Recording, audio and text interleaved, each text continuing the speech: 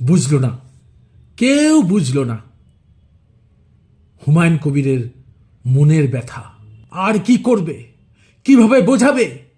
আমরা ওনাকে বুঝতে চাইছি না কেন যেই মানুষটা এই বাবরি মসজিদ নির্মাণের জন্য দিবারাত্রি এক করে এগিয়ে যাচ্ছেন, সেই মানুষটাকে আমরা বুঝলাম না, আমরা বুঝতে চাইছি না।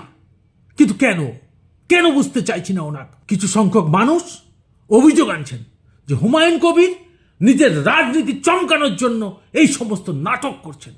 তারা কোথায় কোথায় তারা এখন তারা কোথায় গেল?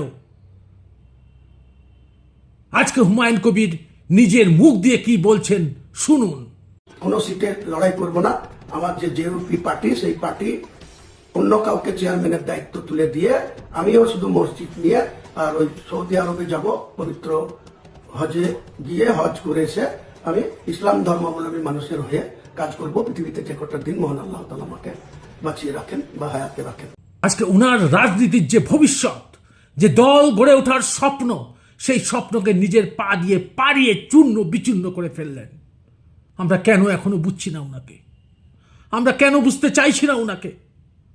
এই হুমায়ুন কবির কোনো দলে থাকুক বা না থাকুক, নিজের দল থাকুক বা না থাকুক, কোনো রাজনীতি পদে থাকুন বা না থাকুন, বাংলার মানুষের বুকের মধ্যে, মুসলিম মানুষের বুকের মধ্যে চিরজীবন তারার মতো উজ্জ্বল হয়ে জ্বলে থাকবেন।